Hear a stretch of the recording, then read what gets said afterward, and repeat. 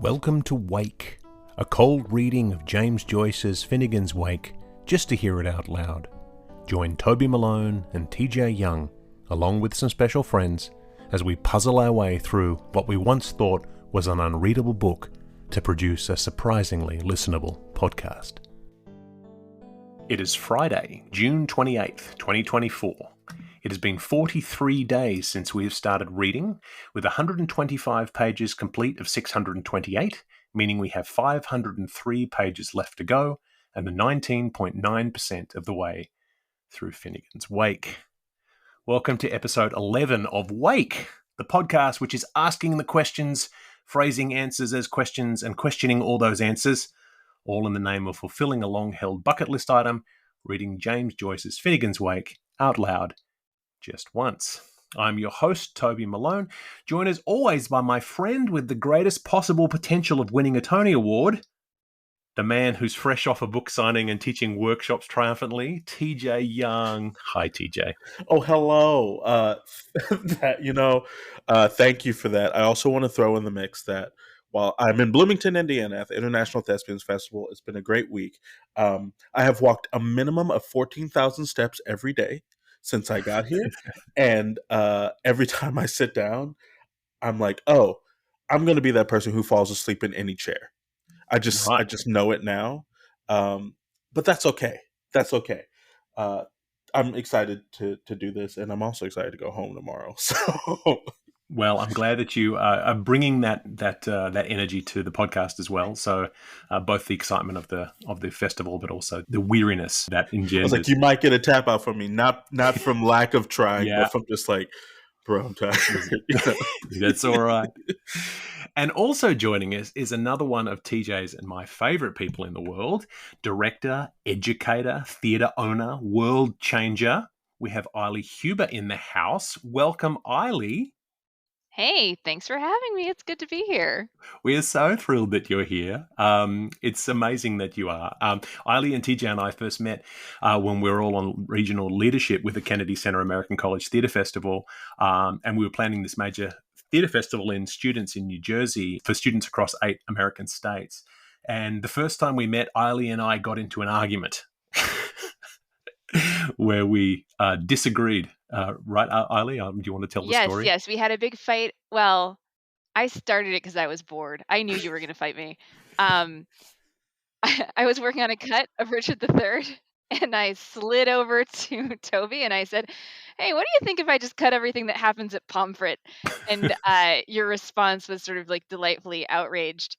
And so we had this whole like back and forth about whether that would eliminate important context from the play. And I would just like to also note that this is a production for high school students who don't care about Pomfret or the politics at all. Like, just give me more stabbing, thank you, and witches.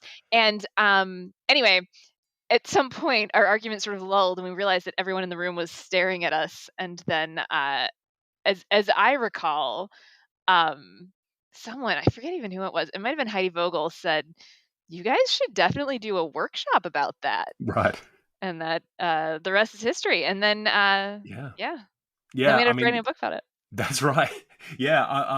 On this podcast, we always talk in hushed tones about the purists, about how we're almost certainly upsetting the purists who care very deeply about this book that we're butchering.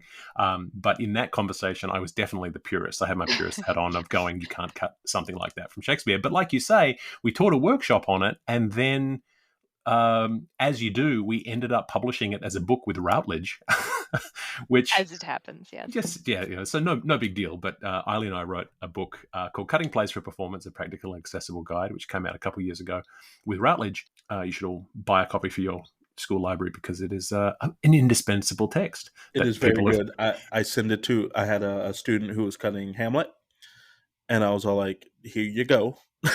Take this book. I have a copy for school and I have a copy for home. And I want to say one of my favorite things about the two of y'all is that, and I mean this with all the love of my heart, y'all care so much more about like the intention of Shakespeare than I do. But I could be like, what about this thing? And then you dump on me and I'm like, cool, thank you so much.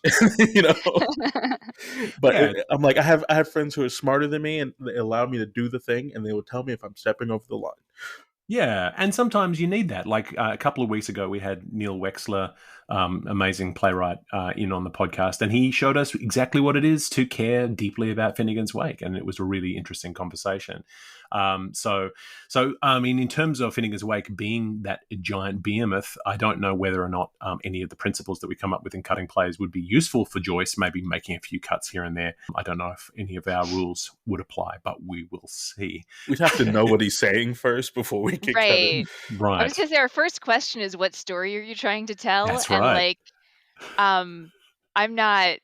I'm a little vague on whether that is a concern in Finnegans Wake at Well, all. if you ask most of the purists, they would say yes, there is a story being told, and that every syllable has meaning, Mm. but not in the language you think. So that's always fun. So in terms of Joyce, Aili, do you have any kind of relationship with Joyce and Finnegan's Wake? Not not much. So I did a double major in undergrad, English and theater, and in my English major, I had to read. I think I only ever read The Dubliners, which I Hmm. actually really liked. I don't remember much about it, but I do remember actually really enjoying that. And then I haven't read Ulysses. I've never read Finnegans Wake before, and I feel like I don't know. I have some issues with something where I feel like the purpose is to be inaccessible. Like the fact that I like the Dubliners is probably like a demerit with Joyce people. Uh, you know? Maybe. I mean, it is certainly the most accessible of his Yeah. major works, but yeah, the intentional obtuseness can sometimes be a little bit grating. But I think his belief was that the English language didn't serve his purposes anymore. He had to expand beyond it to express the things that were inside of him. And he was going blind at this point, and Mm. there was all sorts of stuff going on. So Do you think that the inclination to be pushed away from things that are purposefully inaccessible, do you think that comes from your training as a director, or like being steeped in theater? Because we're always going for clarity. Well, not always, Mm. but usually we're going for Some of clarity. us. I think actually it's like yes and to be all theatery about it. I think it's about the fact that people who create things for the purpose of being inaccessible, um, it often just kind of bleeds over into pretension a little bit, Mm, you know? And it's like, well, if you were smarter, you would understand this, which of course is also a thing that Shakespeare people totally do. But Shakespeare himself was, I think, like writing for the purpose of accessibility. Um, for the people of his time, and it's just like 400 years makes that a little bit less mhm. clear. So yeah, I think it's actually about like, oh, you think you're very very special and fancy because you write this thing that's impenetrable. um but I will say I was listening to your last episode trying to like make sure I knew who the major characters were and like what the plot points are leading up to this moment, which that didn't happen. um but I had this experience actually that reminded me of listening to people read E. E. Cummings aloud, and I love E. E. Cummings so much. There is this thing about using language in a way that paints a picture in a way that bends the words out of what they're supposed to be, right? Like one of my favorite E. E. Cummings poems is called "My Father Moved Through Dooms of Love," and the first lines are, "My father moved through dooms of love, through sames of have, through halves of give, lifting the something of the moon. My father moved through depths of joy." Mm. Right? And so it's like, what does any of that mean? What is through halves of give? And not halves with an L, like have, having, giving. Mhm. Um, so anyway, I kind of I think if I just looked at it on the page, I might feel the obtuseness of it more. And listening to it, I kind of got the impressionistic value of it, maybe a little bit. Yeah, I feel as though having that intermediary reader, meaning, I mean, and to tap into your experience as a director, it's really interesting because something that's on a page which can maybe look obtuse, that's going to be filtered through an actor so that an audience can interpret it. I mean, that's a big part of your role, right? I mean, Oh, particularly totally. if you're doing a text that the actor is struggling to understand and having to work with them to find that meaning so that they can portray that meaning. Because we used to always say to young actors doing Shakespeare, if you don't understand it, the audience has got no hope. Yeah, completely. So yeah, it's interesting, and I'm very interested to So it's good to hear that you've listened to a little bit of the podcast. I tried. I know. It goes back to, if the actor doesn't understand it, the audience has no hope. It is true, yeah.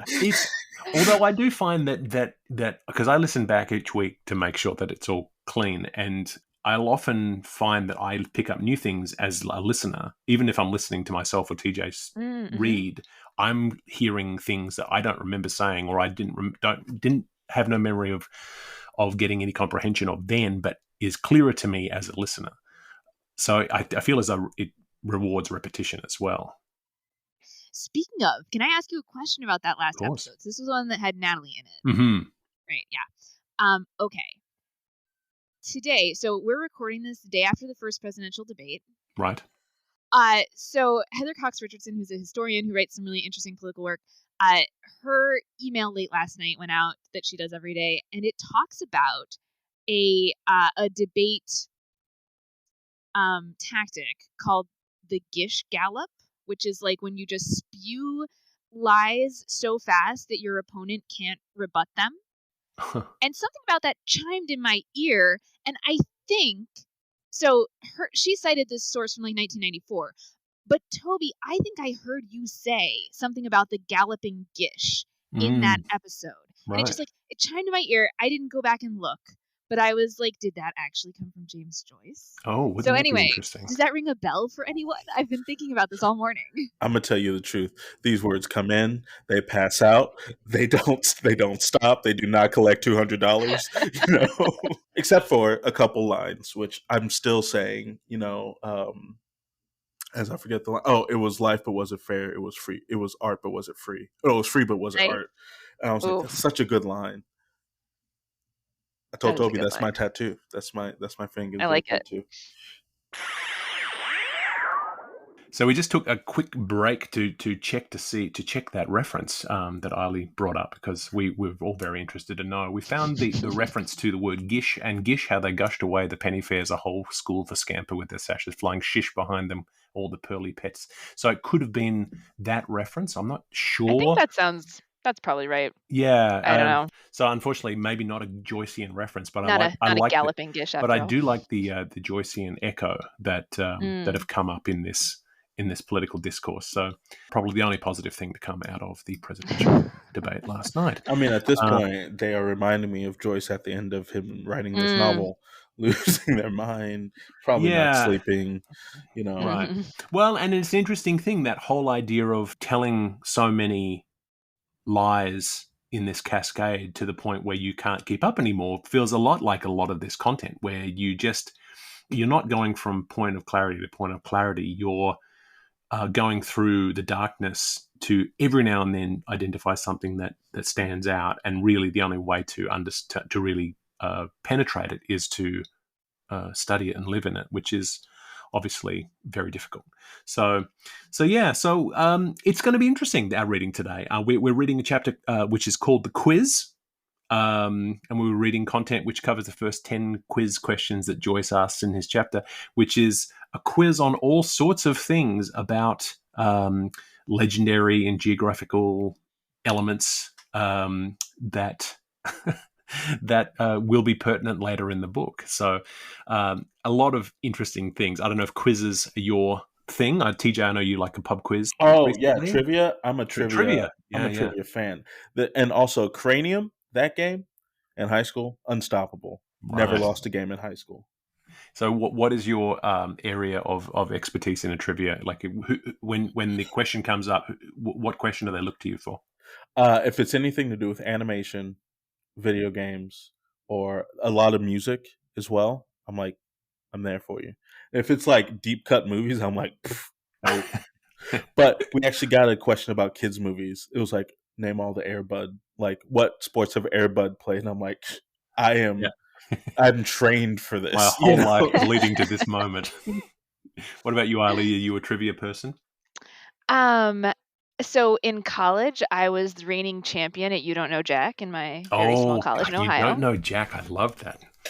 And You Don't Know Jack is actually like my perfect kind of trivia because it's not only like weird stuff you might know, but it also really depends on like puns and wordplay and kind of being able to like build backward from the question. Mm. I do sometimes like a bar trivia kind of thing, although the overlap between the kinds of questions that often come up in my areas of expertise is very small. So, if it's a hockey question, the answer I have is Wayne Gretzky every single day. Every time. Um, Me too. every time. Uh, do I know of any other hockey players? I assume there are other people who also play that sport. Um, so, I'm like actually not super great at bar trivia, but I am a lot of fun and I can come up with an amusing answer, if not always the right answer. And in this quiz that Jason Joyce is going to give us, maybe coming up with the wrong answer is actually the thing he's looking for most. So we'll find out. So as always, we're reading from the Penguin Modern Classics edition of Finnegans Wake, published in 2000 with a foreword by Seamus Dean. So today we're reading the first half of chapter 1-6 from pages 126 to 148 in this edition. And as I've said, this is a segment titled The Quiz by the Oxford World's Classic edition of 2012, which also includes brief summaries of what's happening in each subsection, which we will address at the end of each reading. As always, we do have the tap out option for all of us. TJ's already indicated that maybe you'll be doing some tapping out today. Aili, if you ever need to tap out for any reason, whether it be natural disaster or brain freeze or family interruption or whatever it be, just give us the timeout sign and we will take over. There is no shame in tapping out. Because this is a whole extra experience. I'm looking forward to seeing what you think once we get to the end of it all. And now, without further ado, Finnegans Wake. So, who do you know tonight, ladies and gentlemen? The echo is where in the back of the woads. Call him forth. Sean MacIrwick, brief dagger for the concern of Messrs. John Jamieson and Song, rated 100 and thin per store hundred on this nightly quisquiquack of the 12 apostrophes, set by Jocket McIrwick. He misunderstood and aim for am allo of number 3 of them, and left his free natural riposts to 4 of them in their own fine artful disorder. 1.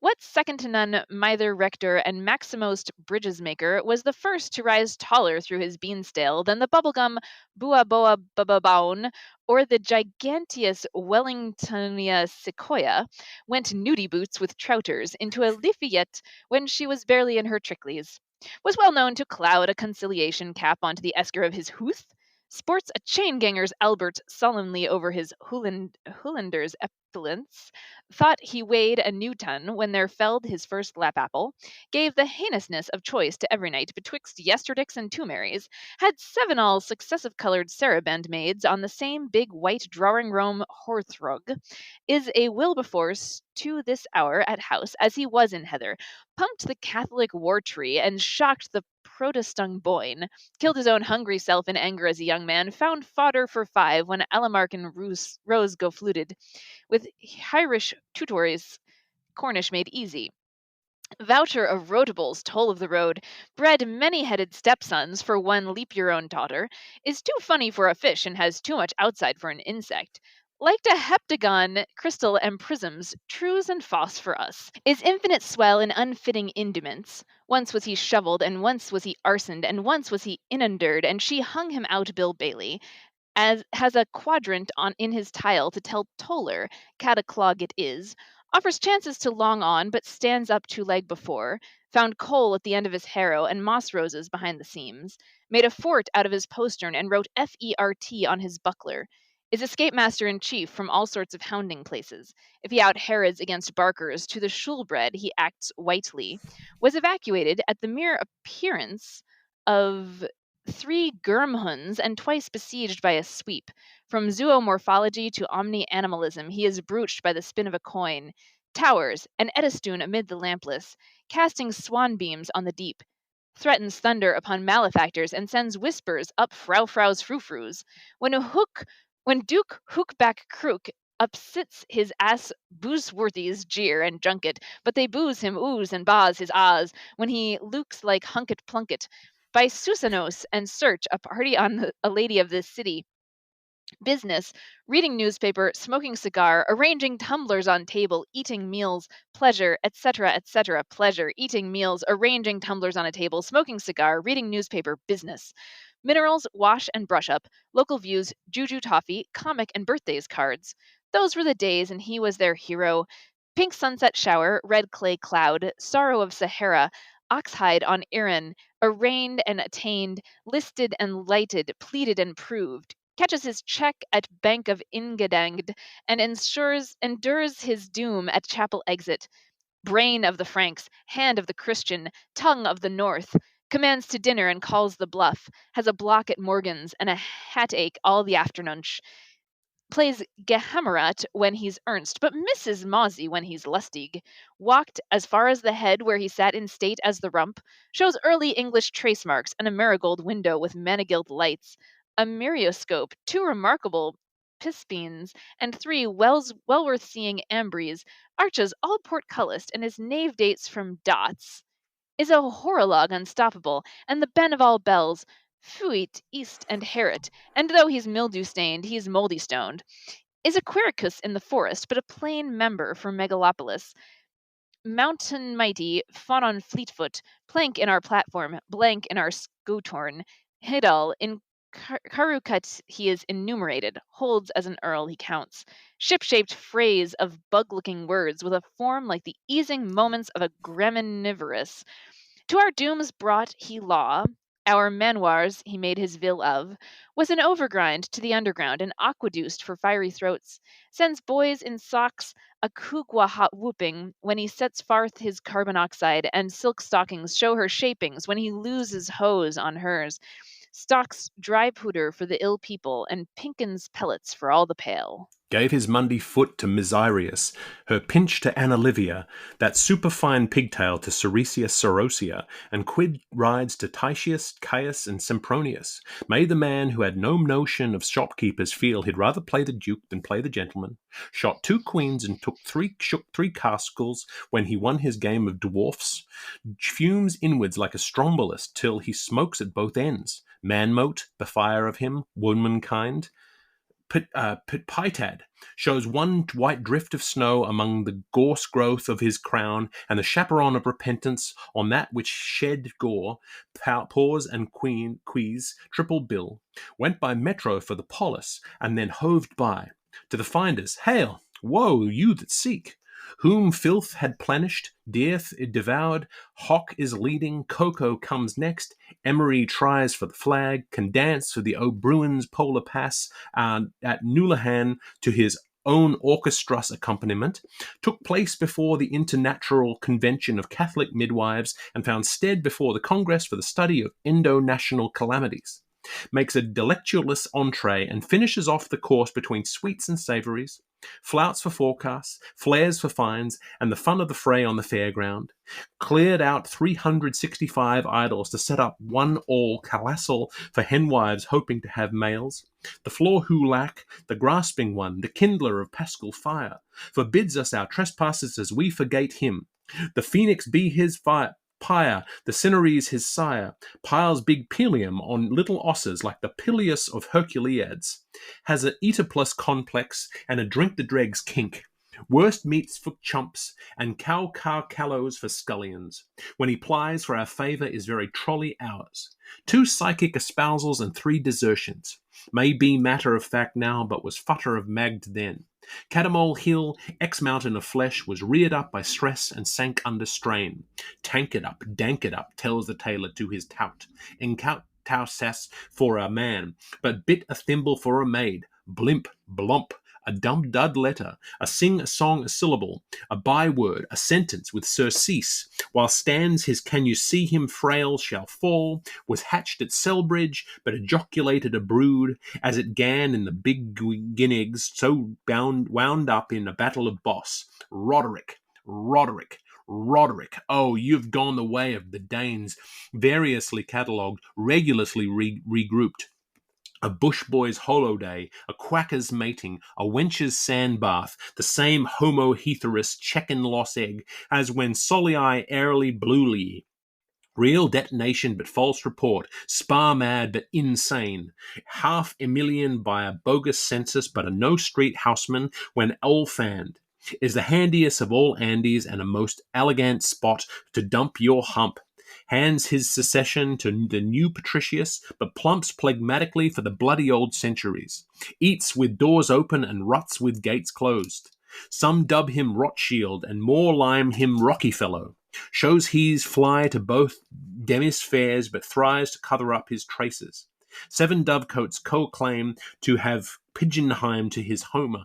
Smnerion, Roebuck, Collinsray, Sea Point, Keyhouth, Ashtown, Ratheny, independent of the lordship of Chamberlain, acknowledging the rule of Rome. We saw thy farm at useful prime, Domnall, reeks like ill-beheld pace, and looks like Iceland's ear. Lodged at cot paces, lived through tot rains, takes a sunbath for his weekend and a wasser nap for his refreshment. After a good bout at stool ball, gives a girafla. What Nevermore missed and Colombo found. Believes in every man his own gold keeper, and in Africa for the full blacks. The arc of his drive was 40 full, and his stumps were pulled at 80. Boasts him to the thick enthused the oldest creator in Ariania, and looks down on the Swiss family collisons whom he calls Les Nouvelles Roches. Though his heart, soul, and spirit turn to fair-off times, his love, faith, and hope stick to futurism. Light leg-lifters sense him suriance from afore, while boor browbenders curse him grommelance to his hindmost. Between Ulasses and Yelats glimpse of even.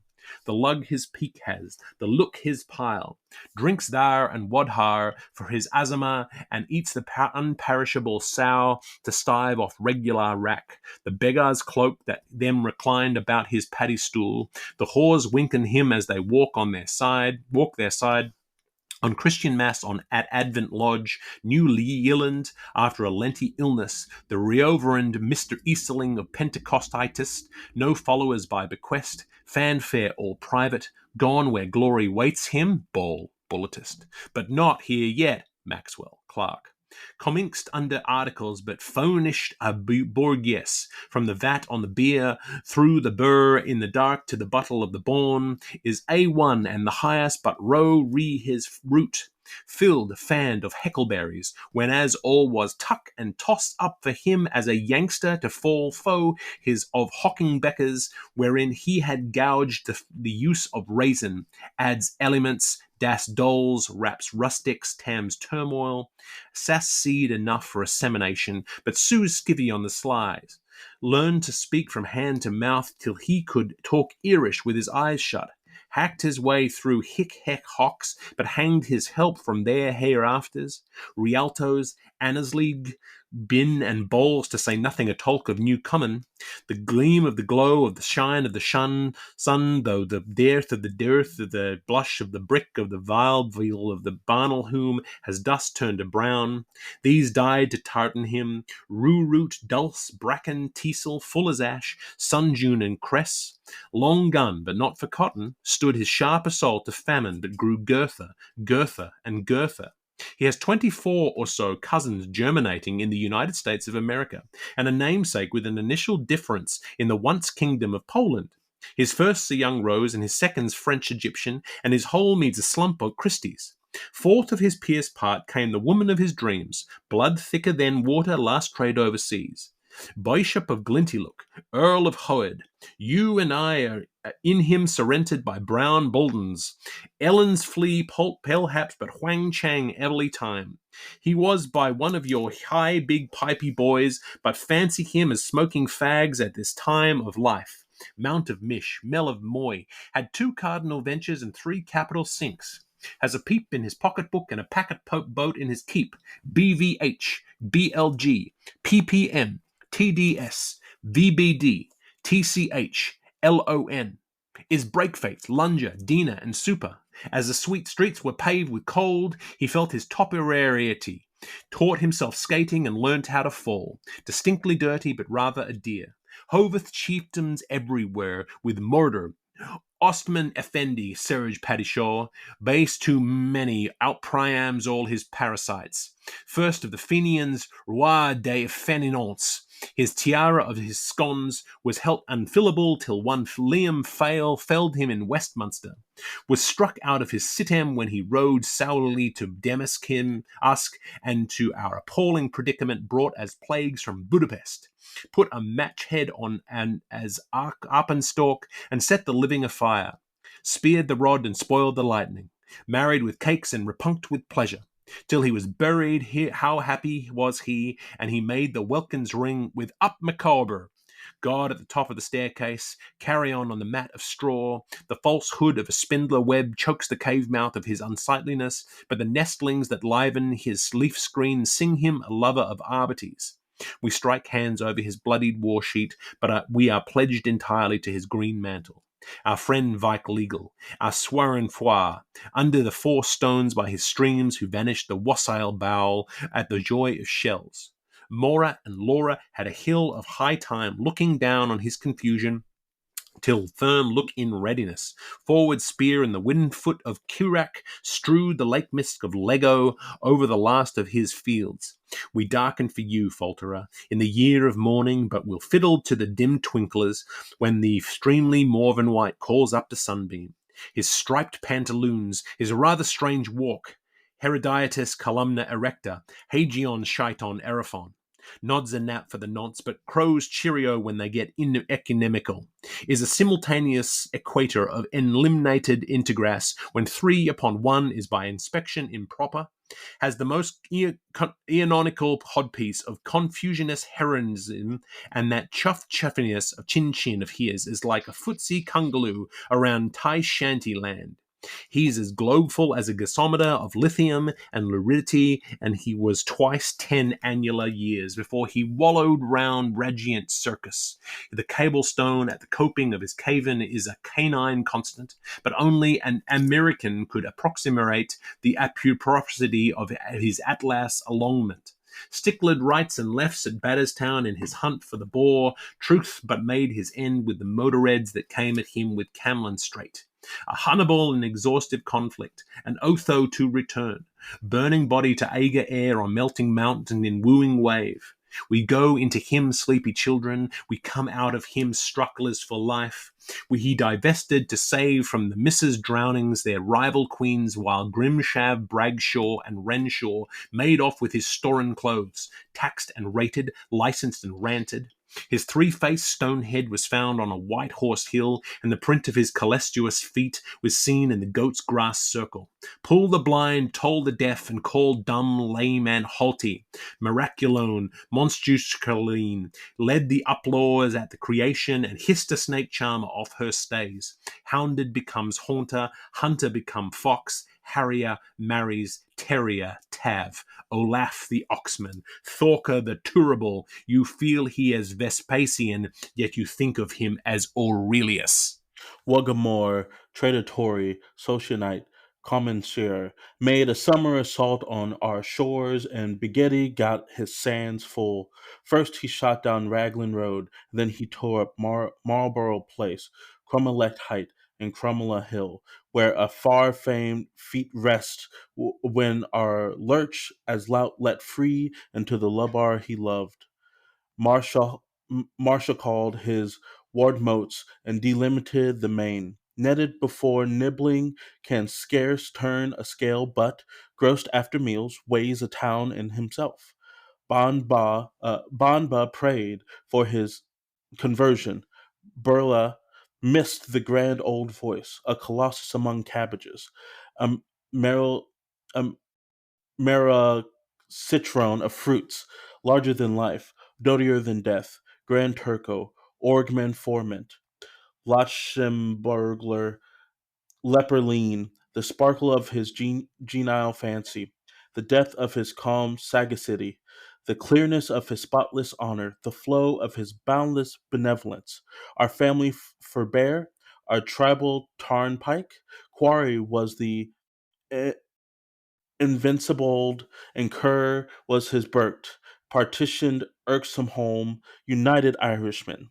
He took a swig at his own mither, but she tested a bit gorky, and as for the salmon he was coming up in him all life long, come, Eldritch, Heckleberry, the Sawyer, thee, Warden, silent as the bee in honey, stark as the breath on Hawk, Costell, Kinsella, Mahoney, Morin.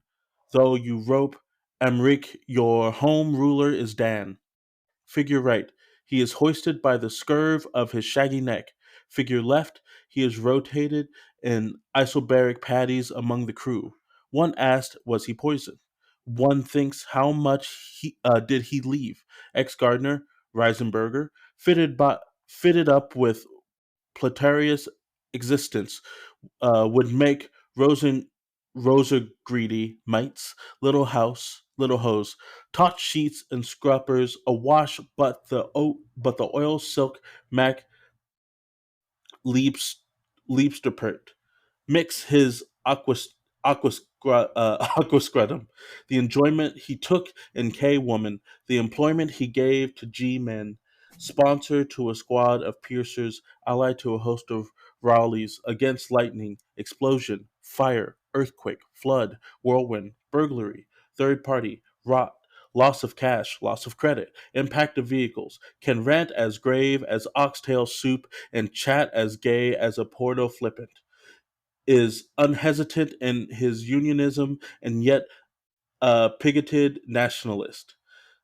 Sylvia Cola and shy of him, Matro Henshosen's knows the joke, shows the sinews of peace in his Chester Wars, Fee File Home, 930 and 39 years of copyhold, is all days open for poly polim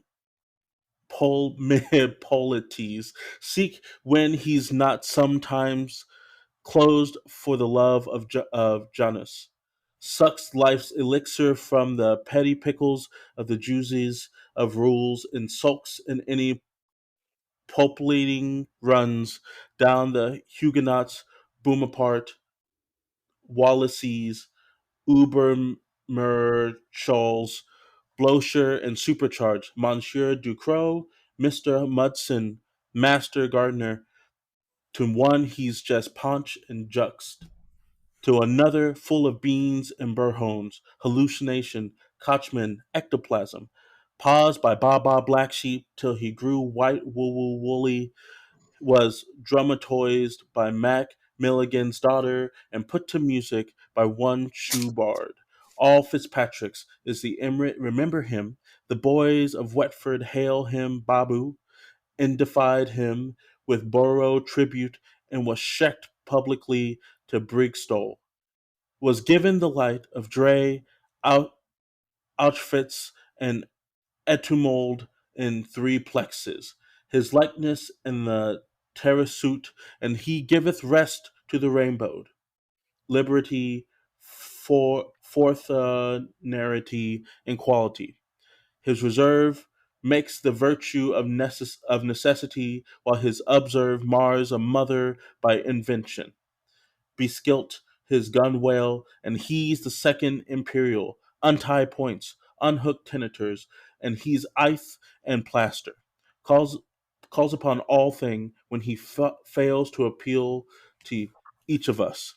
Besides Ardreen, Cogsema, Rex Regularum, stood into D mouth, then backed broadside onto Bolchaclevi, either Eldorado or Ultimate Thole.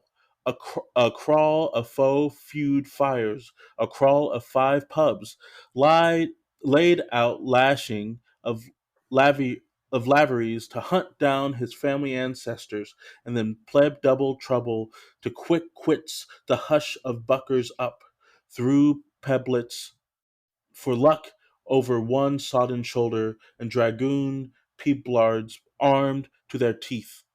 Pept the Gurado Gambrius, grim as Potter the Grave, ace of arts, deuce of diamonds, trouble of clubs, fear of spats, cum brum, twice in Uries, four a drum, but tree and Uno tips the scale, reeled the the title role opposite the brace of the girdles in silver on the screen, but with sequins from the set of Crookback by the even more titulars Rick, Dave, and Barry.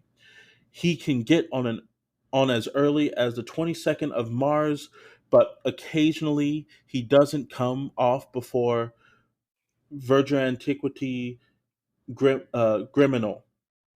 His Indian name was Hapapulsa Labajibawe, and his number was Arthrosophy in the stars of the plow.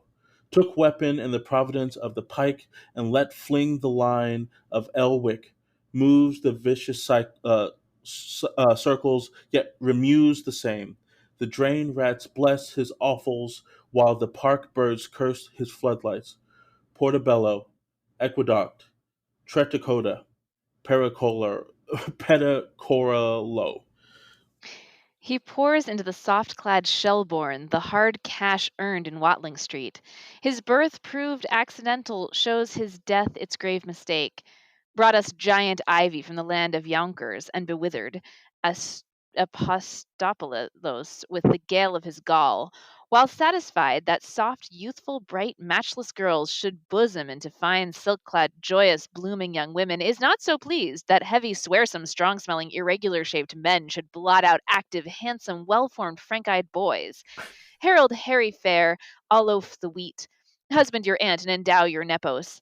Hearken, but hush it. Screen him and see. Time is an archbishopric. Time was a tradesman's entrance. Beckborn brooked with wath, scale scarred by scow. His rainfall is a couple of knee-highs, while his meanst grass temperature marked 3 in the shade. Is the melting point of snow and the bubbling place of alcohol. Has a tussle with the trolls and then does himself justice, hinted at the eschatological chapters of Humphrey's Justesse of the Japies, and hunted for by Theban recensors who sniff there's something behind the bug of the deaf. The king was in his corner wall, milking Mark O'Murray. The queen was steep in arm-bore, feeling fain and furry. The maids was midst the hawthorns, shoeing up their hose. Out pimps the back guards, pop! And pump gun they goes. To all his foretellers he reared a stone, and for all his come-ethers he planted a tree. 40 acres, 60 miles, white stripe, red stripe. Washes his foot in Anachor water. Woo missed a porter, so what shall he do? For he wanted to sit for Pimp Loco, but they've caught him to stand for Sue. Dutch Lord, overawes us, head-mound king and martyr. Dun stung in the east, Pitrelapor in Petrin, Barth the Greet by the exchange, he hastens toward dame's troth and wedding hand, like the Prince of Orange and Nassau, while he has Trinity left behind him, like Bull-beggar Bill the Bustonley, brow of Hazelwood, pool in the dark, changes Blowicks into bullocks, and a well of Artesia into a bird of Arabia. The handwriting on his face wall, the cryptoconchoid siphonostomata in his expressions. His birth spot lies beyond the Hellespont, and the burial plot in the pleasant little field is the idlest kiosk on the peninsula and the unguessed hostel in St. Scholarland. Walked many hundreds and many score miles of streets, and lit thousands in one night lights in hectares of windows. His great wide cloak lies on 15 acres, and his little white horse decks by dozens our doors. Oh, sorrow the sail and woe the rudder that were set for merry Quail. His sons, the Huns, his darters, the Tartars, are plenty here today, who repulsed from his burst the bombolts of Ostendun and Falchion, each flash downs a duck in the deep. A personal problem, a locative enigma, upright one, vehicule of arcanization in the field, lying chap, flood supplier of seliculation through eblanes, a part of the whole as a port for a whale. Dear Hewitt Costello, equerry, we're daylighted with our outing and are looking backwards to unearly summers. From rhododendrons is above the seed fruit level and outside the leguminiferous zone. When older links lock older hearts, then he'll resemble she, can be built with glue and clippings, scrawled or voided on a buttress. The Night Express sings his story, the song of sparrow notes on his stave of wires. He crawls with lice, he swarms with sagarts. is quiet as a mersk, but can be noisy as a synagogue. Was Dilmun when his date was palmy, and Moodloon when his nut was cracked. Suck up the cease, lep laud at ease, one lip on his lap and one cushlin his crease. His porter was a mighty grasp, and his Baxter's the boon of broad white. As far as wind dries and rain eats and sun turns and water bounds, he is exalted and depressed, assembled and asundered. Go away, we are deluded. Come back, we are disghosted. Bored the Ostrov, leapt the Inferus, swam the Mobble, and floor the Moil, like fat, like tallow of greasefulness, yea, of dripping greasefulness, did not say the old, did not say to the scorbutic. He has found a house, Uru, a house he has found to which he has assigned its fate, bears a raven gulant on a field duve, ruse the halo off his varlet when he appeared to his shecock as haycock, emmet, boaro, toaro, ostrich, mangian skunk, press the beer of ailed age out of the nettles of rashness, put a roof on the lodge for him and a coke in his pot pro homo, was dapifer than panciricensir, then Hortifex Magnus, the topes that had tippled on him, the types that toppled off him, still starts our hares, yet gates our goat, pocketbook, packet boat, gapman, gun run, the light of other days, dire dreary darkness, our awful dad, Timor of Tortor, puzzling, startling, shocking, nay, perturbing, went puffing from Kingsborough to new customs, doffing the gibbous off him to every breach of all size, with Pa's new hef and Papa's new helve, he's Papa's old cutlass, Papa left us. When young-headed, old-shouldered, and middleish-necked age about, collar herring every daily, turgid tarpon overnight. See Lorien the chameleon that changed endocrine history by lavin his loaf with 40 bannocks. She drove him dafe till he driv her blind up. The pigeons doves be perchin' all over him one day in Baseless Bridge, and the ravens dove be pitchin' their dark nets after him the next night behind Kenningston's arbor.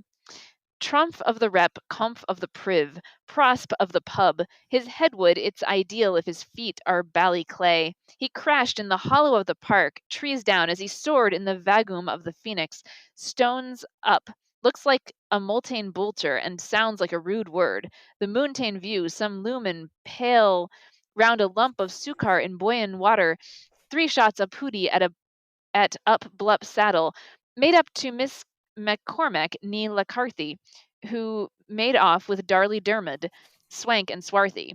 Once Diamond cut Garnet, now Dammit cuts Groney. You might find him at the Florence, but watch out for him in Wynn's Hotel.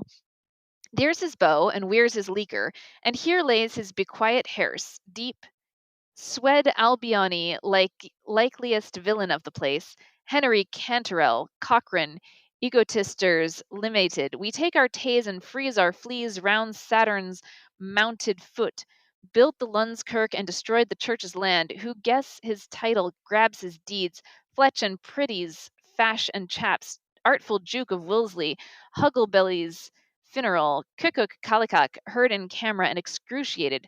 Boon one with benches billeted, ban if buckshot backshatters, heaven-gendered, shouse-footed, earthborn, his father presumptively ploughed it deep in overtime, and his mother, as all Evans must have travailed her fair share. Footprints, oh my gosh. My brain just lost all this. Right. A footprints on the megacene, Hetman unhorsed by Searing Sand, honorary captain of the extemporized fire brigade, reported to be friendly with the police. The door is still open. The old stock collar is coming back, not forgetting the time you laughed at Elder Charterhouse's duck white pants, and the way you said the whole township can see his hairy legs. By stealth of a curse, her auburn tress abaft his nape she hung.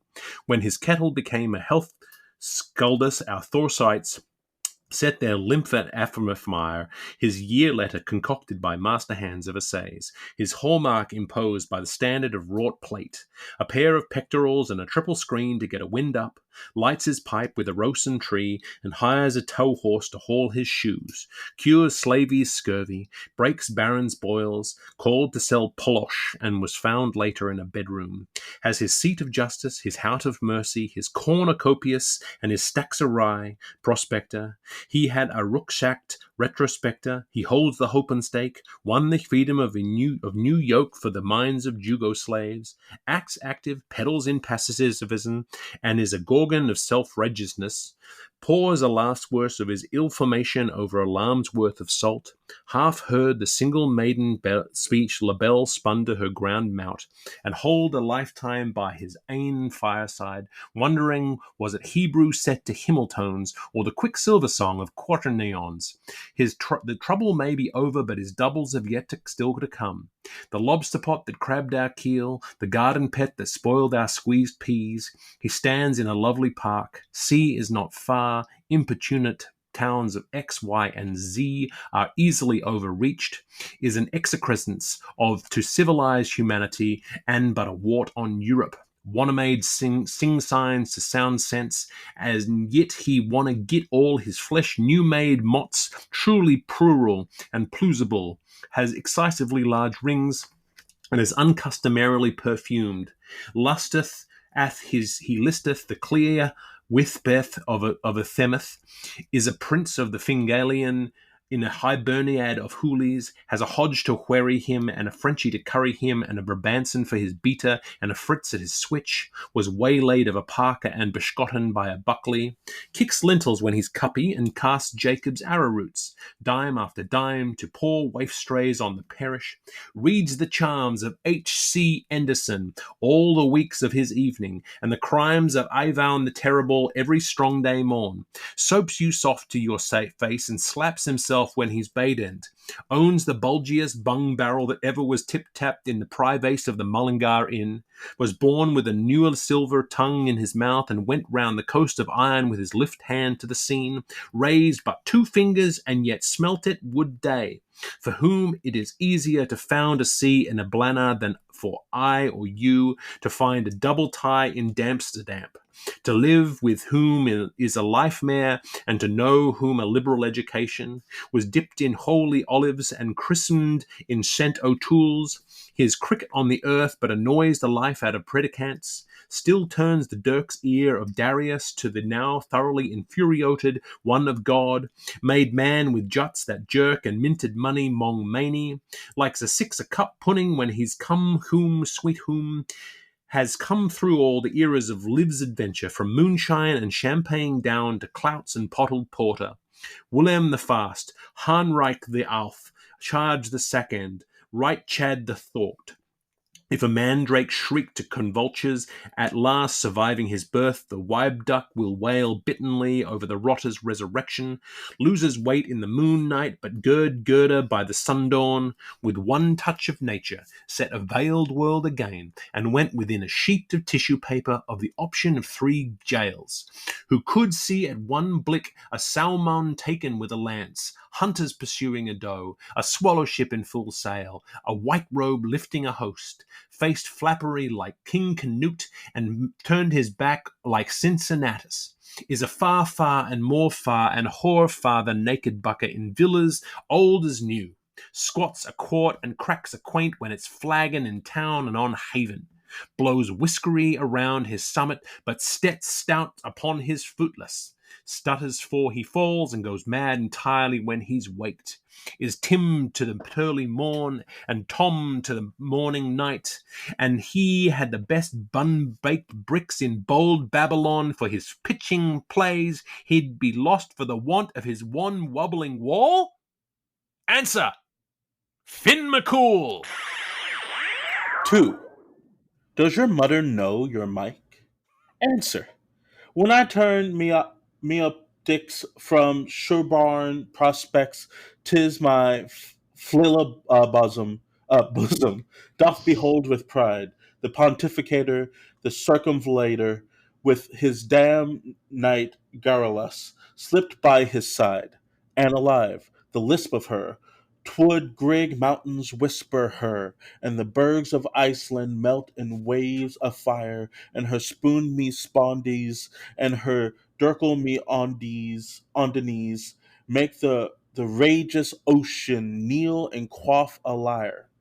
If Dan's Dane, Anne's dirty. If he's plain, she's purty. If he's fain, she's filthy. With her all-burnt streams, and her coy cajoleries, and her dabbling drolleries, for to rouse his rudder up, or to drench his dreams.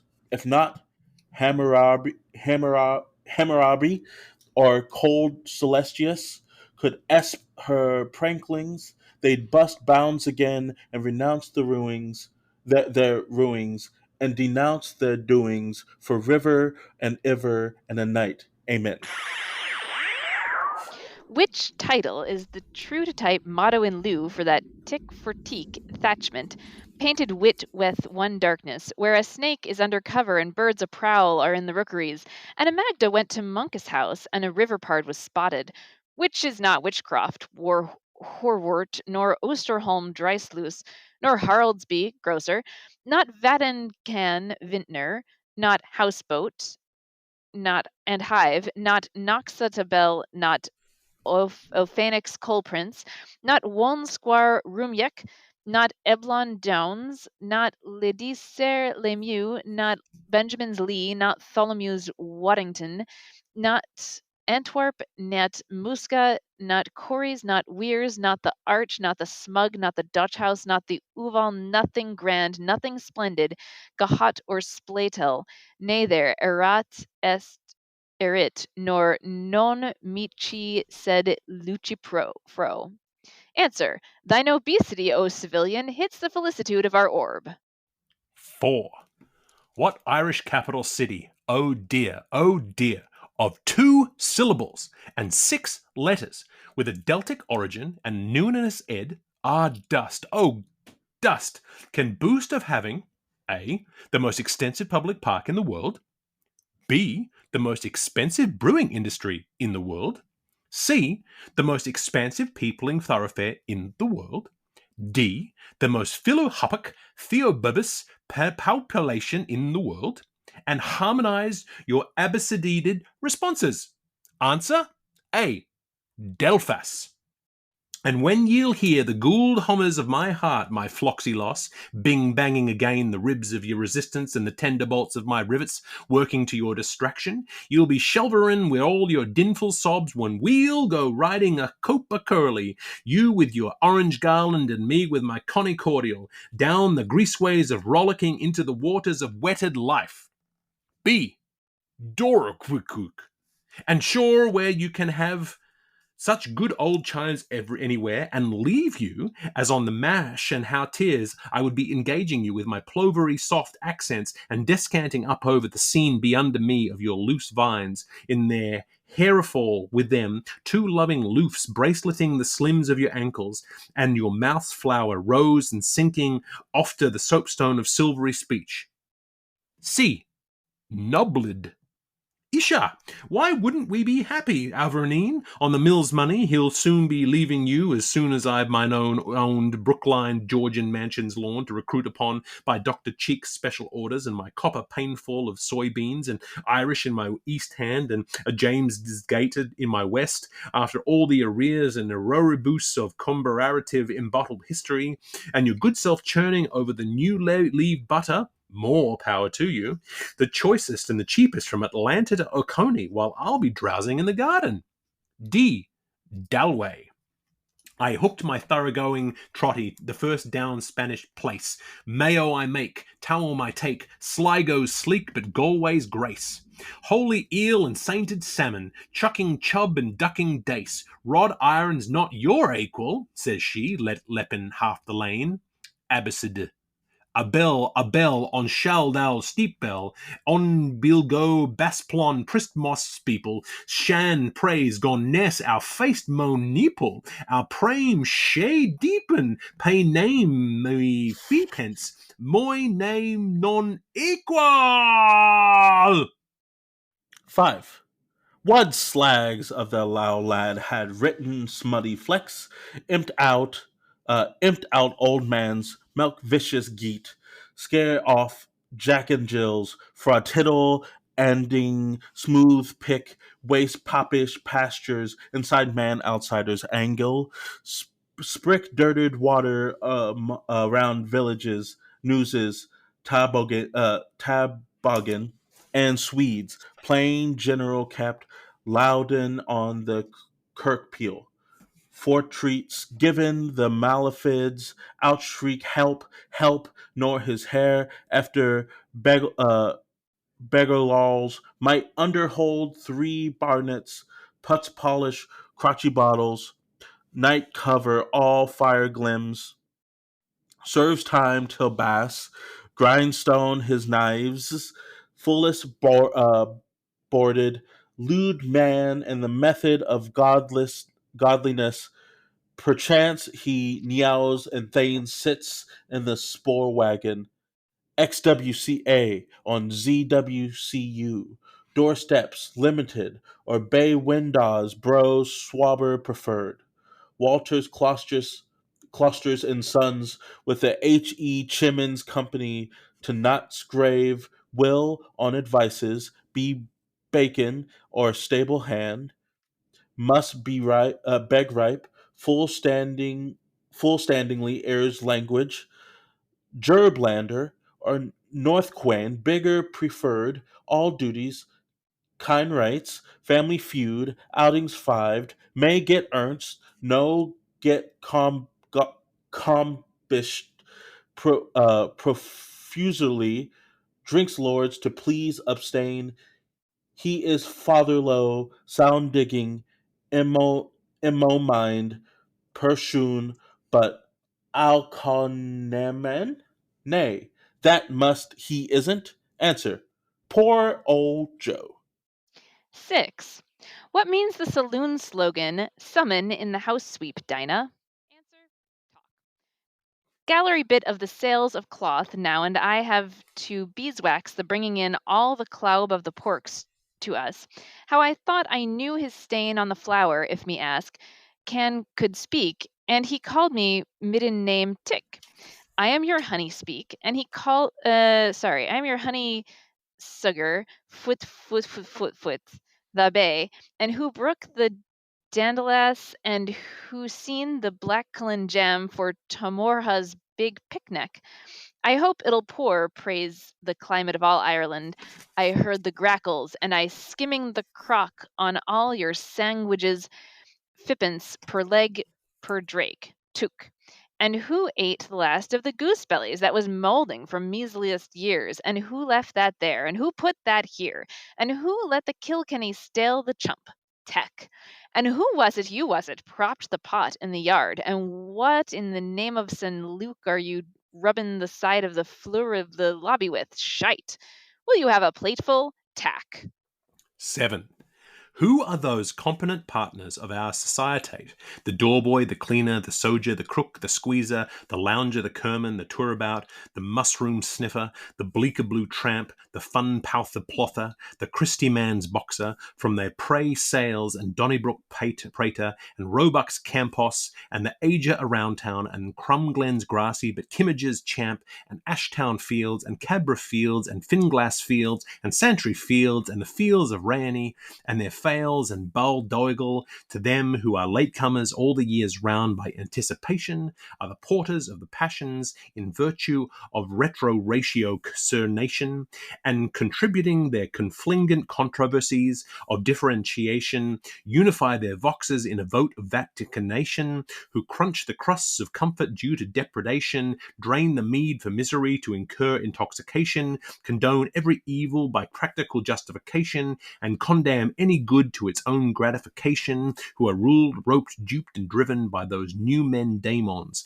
the fee-keepers at their laws, nightly consternation, fortnightly fornication, monthly misericordiation, and omni-annual recreation, Doyles when they deliberate, but Sullivans when they are swordsed, Matey, Teddy, Simon, John, Peter, Andy, Barty, Philly, Jamesy Moore, and Tom, Matt and Jakes McCarty? Answer, the Morpheos. 8. And how wore your Maggies?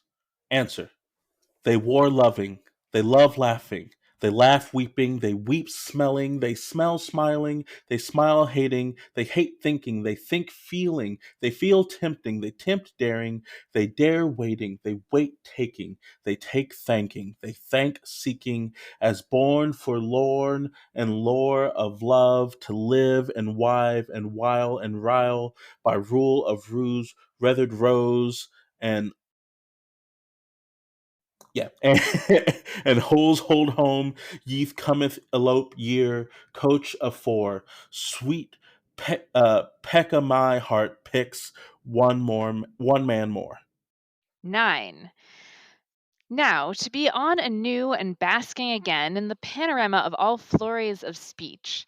If a human being, duly fatigued by his deity in the sooty, having planksty time off in his gouty hands, and vacance of space at his sleepish feet, and as hapless behind the dreams of accuracy as any Camelot prince of Denmark, were at this actual futile preteritating unstant in the states of suspensive examination, accorded throughout the eye of a noodle with an ear-sighted view of old Hopenhaven, with all the ingredient and egrugiant whites and ways to which, in the course of his persistence, the course of his Tory will had been having recourses, the reverberation of not cracking awes, the reconjugation of node-binding eyes, the redissolucingness of mind-mouldered ease, and the thereby hang of the whole of it, could such a nun, whiles even led come silencers to come lie with hers,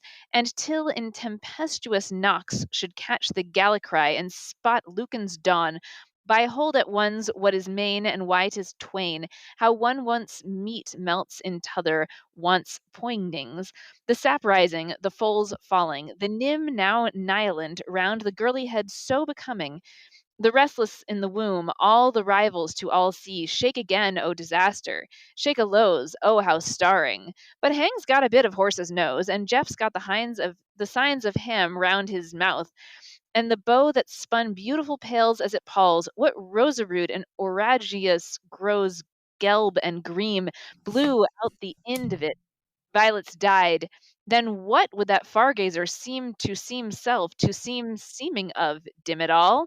Answer, a collid Dior escape. 10.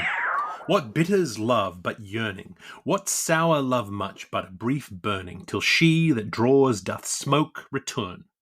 Answer. I know, Pepette, of course, dear, but listen, precious. Thanks, pet, these are lovely, petunious, delicious, but mind this wind, sweet. What exquisite hands you have, you Angiole, if you didn't gnaw your nails. Isn't it a wonder you're not ashamed of me, you pig, you pervy little pigoline? I'll nudge you in a minute. I bet you use her best Parisian schmear off her vanity tables to make them look so rose-top, glow-stop, non-stop. I know her. Slide me, would she? For every got I care. 3 creamings a day, the first during her shower and wipe off with tissue. Then after clean-up, of course, before tiring. Be me shawl, when I begin to think of that S-boss of a Clancarby, the food brawler, of the Social Nicholas's party, with his black-leaded chest, hello, Prendergrass, in that you, Inkipper, and all his 14 other full-back maulers, or hurling stars, or whatever the dagos they are, baiting at my Lord Orneries, just because they won the egg and spoon there so overly provincial at Baldol. My Eilish assent, he seed makes his admiration. He is seeking an opening and means to be first with me as his belle alliance. Andu musnu play zeloso, so to do todas. Such as Spanish. Stoop a little closer, feels. Delightsome, simply. Like Jolio and Romion. I haven't felt so Turkish for ages and ages. Mine's of me squacious, the chocolate with a soul, extraordinary. Why, what are they all, the mucky lot of them only? Sht! I wouldn't pay 3 hairpins for them. Pepped. That's right, hold it steady. Leg me pull. Pooh. Come big to Iran. Pooh. What are you nudging for? No, I just thought you were. Listen, loveliest. Of course, it was too kind of you, miser, to remember my sighs and shockings, my often expressed wish when you were wondering about my trousers, and before I forget it, don't forget, in your extensions to my personality when knotting my remembrance and tie. Shoe week will be trotting back with red heels at the end of the moon, but look what the fool bought cabbage head. And as I shall answer to gracious heaven, I'll always in always remind of snapping new girders, me being always the one for charms with my very best in proud and gloving, even if he was to be the 1,000,000 miles my youth to live on, the rubber-end Mr. Polkington, the Quonian fleshmonger who Mother Brown solicited me for unlawful converse with her mug of October, a pot's on it, creaking around on his old shank axle like a crusty old cornquake. Airman, waterwag, terrier, blazer. I'm fine, thanks ever. Ha! Oh, mind you, Pooh Tickly. Sall I push 'em in Momo? Funny spot to have a fingy. I'm terribly sorry, I swear to you I am. May you never see me in my birthday pelt, seen so tutu, where that her blanches mangers, ray rot leprous off her whatever stinking magus. I'll bet by your cut you go flirting after, with all the glass on her and the jumps in her stumware. Ha ha! I suspected she was. Sink her. May they fire her for a barren ewe. So she says, tay for thee? Well, I saith, angst mo so much, and desired she might not take it amiss if I esteemed her but an odd. If I did 8 tough turf, I'm not a mishy-missy. Of course I know, pettest, you're so learningful and considerate in yourself, so friend of vegetables, you long cold cat you. Please by acquiescer to meek my acquaintance. Codling, snakelet, iciclist, my diaper has more life to it. Who drowned you in drears, man, or are you pale with ink? Did a weep get past the gates of your pride? My tread on the clover, sweetness? Yes, the buttercups told me, hug me, damn it all, and I'll kiss you back to life, my peachest. I mean to make you suffer, meddler, and I don't care this fig for contempt of courting. That I chid you, sweet sir, you know I'm tender by my eye. Can't you read by dazzling ones through me true? Bite my laughters, drink my tears, pour into me volumes, spell me stark and spill me swooning. I just don't care what my thwarters think. Transname me, loveliness, now and here for me for all times. I'd risk a policeman passing by, Magrath, or even that beggar of a boots at the post. The flame? Oh, pardon. That was what? Ah, did you speak? Stuff? More poestries from the Chickspears with gleatorial music or ejaculation from the garden of the soul. Of I be a leab in the immoralities? Oh, you mean the strangle for love and the so wive all of the prettiest? Yep, we often hap coseries in the home, and once upon a week I improve upon myself. I'm so keen on that new free woman with novel inside. I'm always as tickled as can be over man in a surplus by the lady who pays the rates, but I'm as pie as possible. Let's root out Brimstoker and give him the thrall of our lives. It's Dracula's nights a night out. For creep's sake, don't make a flush. Draw the shades, curfew, and I'll make any sonomonk to love. Holy bug, how my highness would have jumped to make you flame your halve, a bandman in two, when I'd run my burning torchlight through, to adore me there and cease to be. Whatever for, blossoms? Your hammy-jig, if you had one. If I am laughing with you? No, lovingest, I'm not so dying to take my rise out of you, adored. Not in the very least.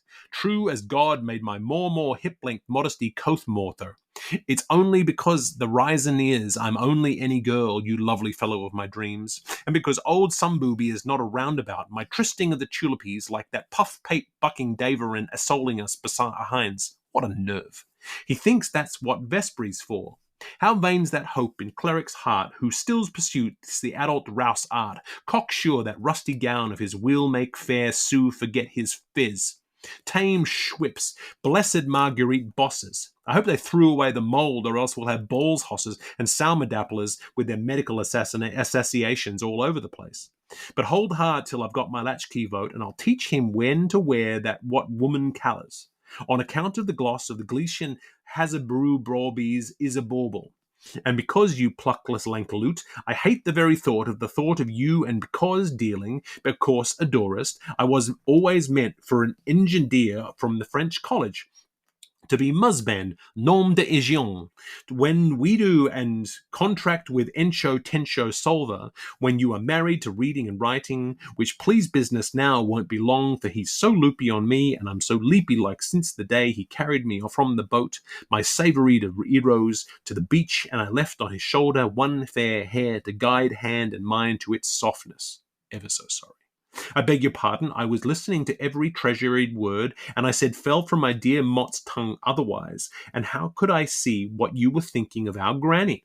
Only I wondered if I threw out my shaving water. Anyway, here's my arm, pullet neck. Gracefully yours. Move your mouth towards ninth. More, preciousest, more on more. To please me, treasure. Don't be I'm not going to. Shh, nothing.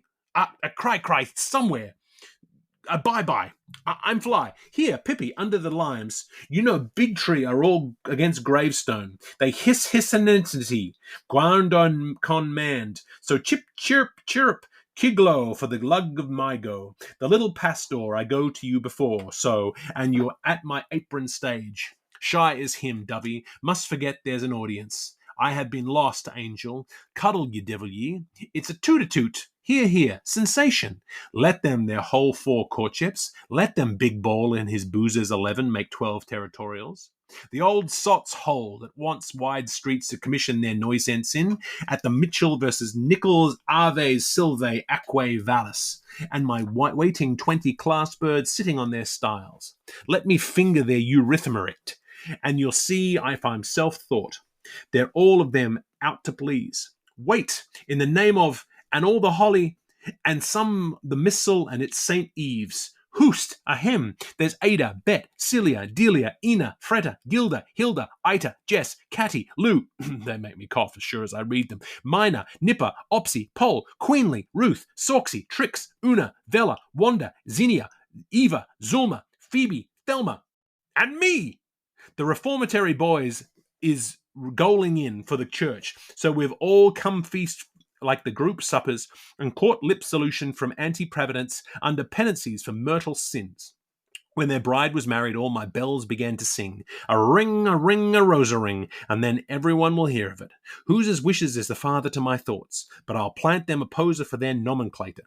When they're out with the day nurse during Chaperon Mall, bright pigeons all over the world will fly with my mistletoe message around their love ribbon necks and a crumb of my cake for each chasta diva. We keeps all in sundry papers. In the Amor Lightor, my darling. No, I swear to you by Phibbsborough Church Dome and St. Andre's Undershift, by all I hold secret from my world and in my underworld of nighties and naughties and all the other wonder worlds. Close your, not must look.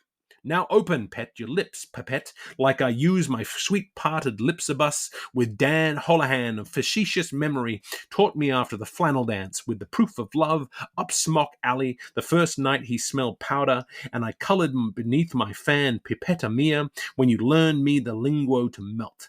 Who ham would have the ears like ours, the black-haired? Do you like that, Silenzio? Are you enjoying the same little me, my love, my life, my love? Why do you like my wisping? Is it not divinely deluscious? But isn't it buff for you? Missy, tell me till my thrill me comes. I will not break the seal. I am enjoying it still, I swear I am. Why do you prefer it in these dark nets? If why may ask, my sweetikins. Shh. Long ears is flying. No, sweet assessed. Why would that annoy me? But don't. You want to be slapped for that. Your delighted lips, love, be careful. Mine my divine dress above all. It's golden Sylvie, the newest sex tones with princess effect. For Rutland Blue has got out of passion. So, my precious. Oh, I can see the cost chair. Don't tell me. Why, the boy in Sheep's Lane knows that. If I sell whose, dears? Was I sold here, tears? You mean those conversation lozenges? How awful. The bold shame of me. I wouldn't, chickens, not for all the Juliets in Twinkly Way. I could snap them when I see them winking at me in bed. I did so, my intended, or was going to, or thinking of. Shh. Don't start like that, you wretch. I thought ye knew all and more, ye author, to explic to ones the significat of their ex-systems with your new Nivillon lead. It's only another queer fish or another in Brinbrow's damned old treacherous liver again. Go the wish Goths bless us and spare her, and Jibos rest with the bosso. Excuse me for swearing, love. I swear to the Sorosims on their trons of Yuan, I didn't mean to by this apen armlet. Did you really never in all our Cantalang lives speak close to a girl's before? No? Not even to the chambermaid? How marvellous! And course I believe you, my old dear doting liest, when you tell me, as I'd live to, oh, I'd love to, liss, I must wiss. Never that ever, or I can remember dear streaming faces, you may go through me. Never in all my whole white life of my matchless and pair, or ever for bitter be the fruct of this hour. With my whiteness I thee woo, and bind my silk breaths as I thee bound. Always, armory, amor and more, till always thou lovest. So long as the locksmith laughs. That was the first half of chapter 1-6 from Finnegans Wake. Aili, what do you think? Wow. There's that's You know what's interesting actually is when you hear it aloud, you can hear all of the other writers that were influences on Joyce. Like for example, Dr. Seuss's first book was published 2 years before this one, and I think that they may have in fact overlapped in their time in the British Isles when Dr. Seuss was there I think he was on a Fulbright fellowship. He was at Oxford. So, you can imagine that they were in the pub and Dr. Seuss was like, and to think that I saw it on Mulberry Street and James Joyce was like, "Oh shit, I'm going to write that down." So TJ, this is the play that you need to write, which is Right? Dr. Seuss meets James Joyce in a It's pub. Oh. it's like Wittenberg except Yeah. not. When you give an Irishman an idea, that's what it's called. Yes, that's what it's called. Yeah, I don't. This happens to me every time, and what we're 11 episodes in, and it still happens to me every time. I'm like, I know words until I see a word that's not the word that I think it is, and then my brain's like, you don't know words. What are words? Words are fake. And I find myself tripping over words. I'm like, I read these words every day, every time. Well, and particularly since this one is in many ways a deceptively accessible section. Yeah. Because you've got the numbers that break down each question, and then you get almost a header of what the question is, and then the answer. And obviously, the first question is 10 pages long. Yeah, by the time we got to the answer, I was like, "This was a question." I forgot this was a question. You forget the form. It's the thing that keeps happening in this book is that you think you know the form, and then he changes it, which changes your understanding about the way you should read it. Mm-hmm. Yeah, and that one's sort of such a fascinating one, that first one, where you could really spend the rest of your life unpacking all of those different allusions to who Finn McCool, the great Irish hero, was, the mythical hero. All these references and what he's trying to get at. And obviously people have done a lot of that, but getting in and going, and I kept sort of finding these references or these allusions that he's making, and then he's corrupting them so that they're almost impenetrable. But then there's very clearly a story in there of part of his legend is all in there. And it's like we talked about a few weeks ago, where this book contains all of human knowledge if you unpack it enough. And that section, that 10 pages, is what Joyce needed to describe all of the traits of Finn McCool. Whereas others, which I'm going to tell you all the facts we know about Dublin or the cities of Ireland. What was it like reading it, Aili? What was it? Oh my God. It's funny is like there were moments when I would start to say something and like just barely into it, I would realize that it was funny, Mhm. There'd be a moment where I'd be like, oh, I get it. Like it's rhyming with this other thing, or I kind of catch, oh, this is spelled strangely, but when I say it aloud, it means this, So that was kind of interesting, but it definitely felt a little bit like a bit of a meditation almost, just like set your brain on and go. Like I could like say the words and I couldn't quite process more than like 3 at a time. I also think we were talking earlier about whether this is inaccessible or whatever. I think that this edition, the way that it's formatted, makes it less accessible because there's hyphenation at word breaks, right? Yes. So you're trying to track like what's the next thing. Yeah. And like I could imagine, I'm sure Joyce would kind of hate this, but I could imagine a version of this that was formatted in such a way that it kind of at least broke out the clauses each on their own line that would be much more readable. Because yeah, there were moments where I was like, what's next? Where am I going as I loop to the next line? And it's funny, you're right, that you do have to, you just have to turn your brain off and go. And that moment where you're like, I can't get back in this right now, because it's so hard. It's not like a book where someone can interrupt you and you're like, I'm just going to pick up on the sentence where I left off. It's not No. possible. What sentence was that again? Yeah. Oh. Yeah, and then I found that every now and then you get on a roll and you're going and you're like, oh, I'm hitting all the words, I'm getting there, and it feels kind of like playing like the boss level of a video game with one life left, and you're like, You're in the flow. and suddenly you get in your own head and you're like, oh, I've gone 12 lines without making a mistake, and so then you start thinking, okay, you can't make mistakes. You figured it out, and then of course you fall over because you're slain by an elf. I was so upset. I was destroyed by a page turn, because Yeah. I was like, wait, that last word is "and," and I was like, was that "and"? Yes, it was. And I think that reading it out loud really gives us just that different kind of insight that you can't get. And I remember when we did our first episode, we were very smug and cynical when we read somewhere that someone said that there's a laugh on every page. And we went, yeah, right, this isn't funny. But it's true. There's so much humor in it, and so much, he's so playful, and yeah, lots of moments. And the things that are coming up in this chapter, I'll just read from the Oxford World Classic summaries from each of these sections, following the page and line numbering convention standard in this text. So we read from page 126 to 148. And so the first section that we talked about, 126 to 139.14, so that's 13 pages, is the first question, clues for both HCE and Finn McCool, and HCE being our protagonist, combined into Finn McCool. So that sort of really exploding out HCE's relevance here. 139.13 to 143.28. Question 2 is about ALP. Question 3 is the city's motto. Question 4 is the four as cities of Ireland.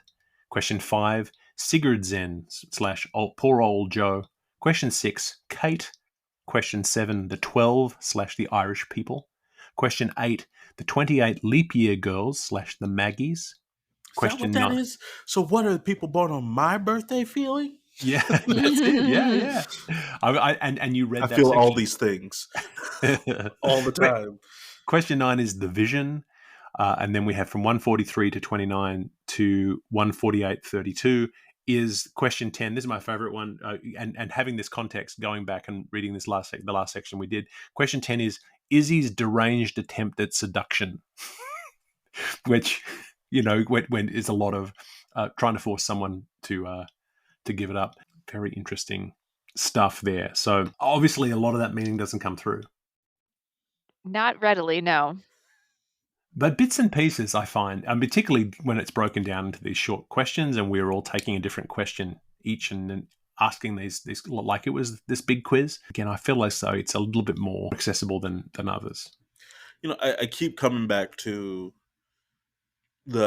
it's like degrees of accessibility, right? Like we are choosing to sit down and read this. And even when you first interact with Shakespeare, you're like, this feels inaccessible, but after a while you get into the rhythm and you know what it is, right? But because this constantly changes what that rhythm is and right? It feels like you're having to constantly go back to the starting line to be like, wait, what are we talking about again? And I am I'm traveling and I have novels with me and I'm reading them and I can sit down and read 50 pages at a time and feel like, okay, I'm doing the thing. And every time we finish reading like 20 pages, I'm like, my brain is hurting, That's it. Complete thought. That's the complete thought.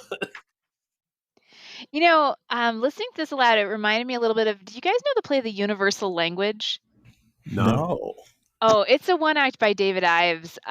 It's a really, I happen to like David Ives more than I should. But often he has these kind of absurdist premises. And this premise is about a person who has created a language school where he's trying to teach people a language called Unamunda, which is the universal language. And as the play goes on, it starts in English, but as he's kind of doing this immersion style education, by the end of the play, the whole play is in Unamunda. And hearing some of the way Joyce is playing with language here really sounds like Una Munda to me. Like there's a line in the play where the student gets something right and the teacher goes perzacto, which is like a perfect plus exactly, and like you know what it means, Mhm. but it's also not really a real word in any language. Anyway, it's a funny play, you should read it, but it's one that you kind of do have to read aloud, and when you hear the things spoken, you kind of get a sense of what is happening, but on the page it looks like garbage. Yeah, it's similar to Tom Stoppard's Dog's Hamlet, which uses English words but in different contexts. Mm-hmm. And so you have the characters coming onto stage to build the set for this production of I think are they doing Macbeth? I think it's Cahoots Macbeth. So that usually paired up together, and so they're using real words, but they the meaning comes across in the context that they're performed in, and so. Mm-hmm. I think we've said many times, if we had time to rehearse this, or if we had the inclination to rehearse this, the meaning would really become much deeper and much more clear if you're doing it like perzacto, knowing that word and knowing what it's supposed to mean. The performance, the intention of the performance means that the audience is going to follow along with you, as opposed to switching off and saying, I don't understand what this means, so I'm going to stop. Yeah. So generally, listening to these things, it's kind of inevitable that our brains, when it stops looking for meaning, it starts looking for something to grab onto, and usually it's the familiarity of humor, of saying that sounds funny, or that I think I like that word, or I like that phrase, or because we're no longer saying we're going to be able to understand this if we listen carefully enough, which is the same with Shakespeare, is that someone can speak Shakespeare to a 9-year-old, and a good actor will convey the meaning easily, even though that child probably doesn't know half of those words, but that's the way that it's conveyed. So yeah, I think we brought this up before in another episode. Time is fake and my memory is fading. But Sigur Rós, right? Like their whole thing is they sing in a made up language, and the first thing you have to do is like, what is the aspect of this music that I'm gonna cling on to, right? And it's either the instrumentation or our knowledge of song structure, that there's gonna be verse chorus bridge build, and so you're waiting. So that's the thing that you actually start to enjoy, and you just let the sounds wash over you. Yeah, and so when we do get those sections, we're like, we understand the rhythm, right? I can hold on.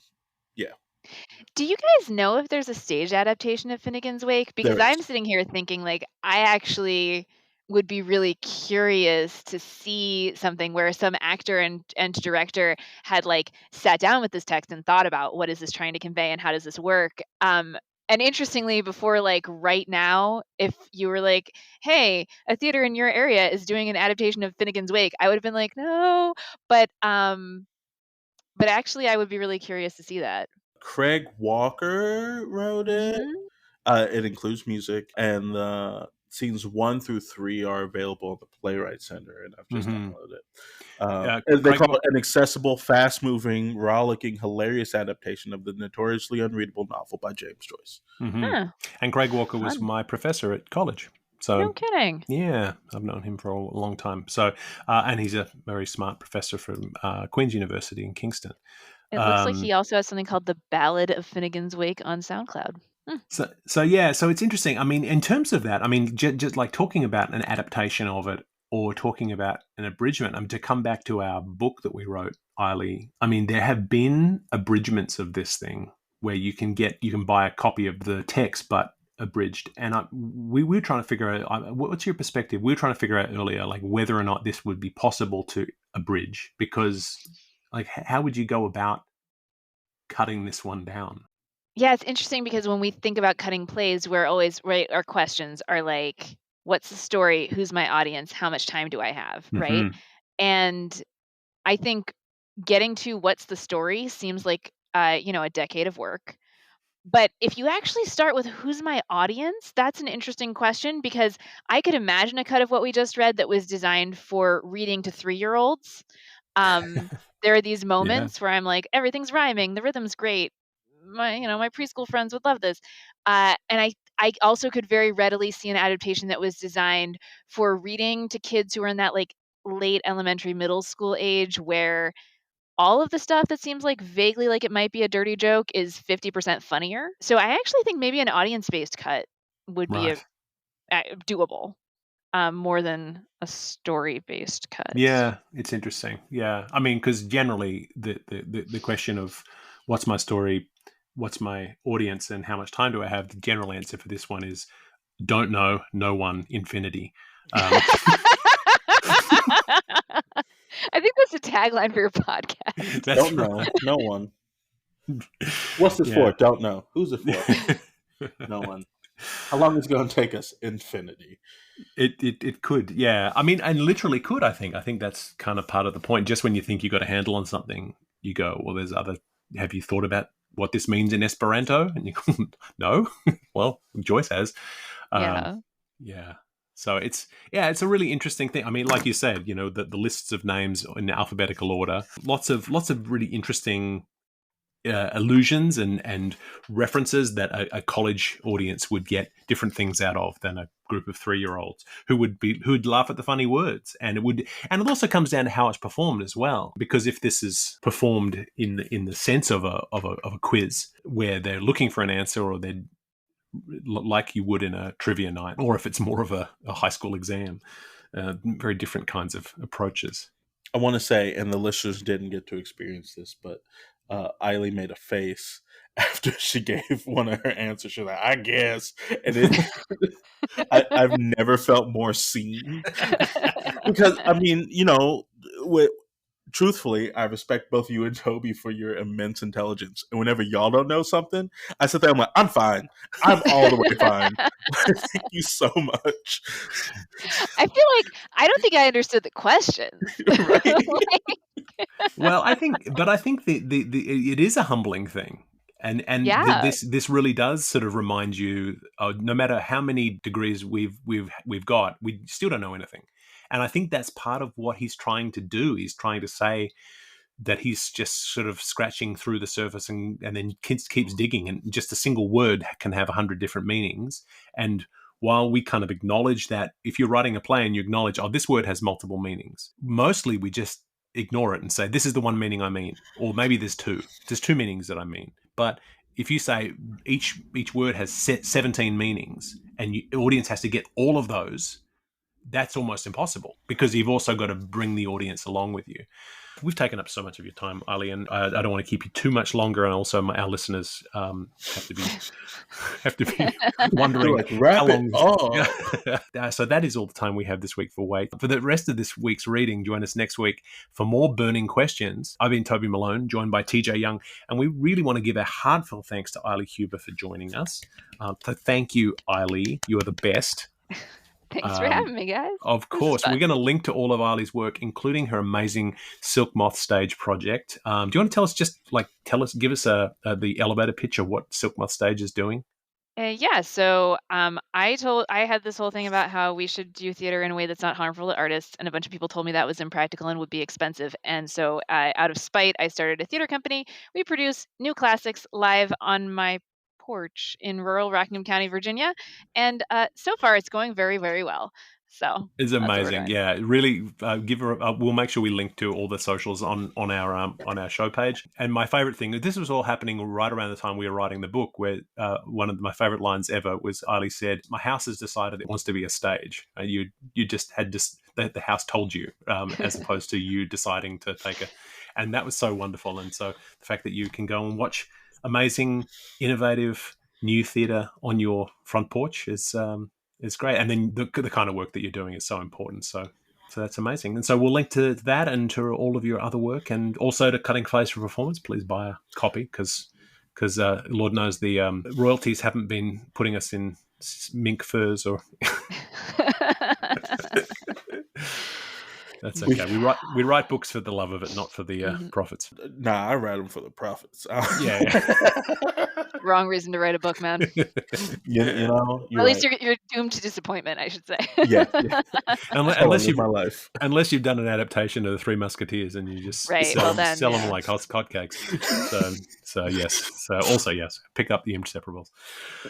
Okay, thank you, Aili. Thank you, TJ. Thank you all for listening, and we will be back next week to finish up the quiz. So we'll see you then, long haul truckers. Ultra good. Who right. assume the only people who are listening. This has been Wake, a cold reading of James Joyce's Finnegans Wake, just to hear it out loud. If you've made it this far, thank you for your dedication. Join us next week for another segment of Finnegans Wake and a chat about what we've found. Wake is a Moon Street Media podcast, engineered by TJ Young and Toby Malone. Our theme song is The Ballad of Perso Riley, arranged and performed by Meg Logue after James Joyce. Wake is recorded in Canada, where Finnegans Wake is in the public domain. For community and bonus content, join us at our free Patreon at patreon.com/wakepod. If you have questions about Finnegans Wake, don't ask us. We're just as confused as you are. See you next week.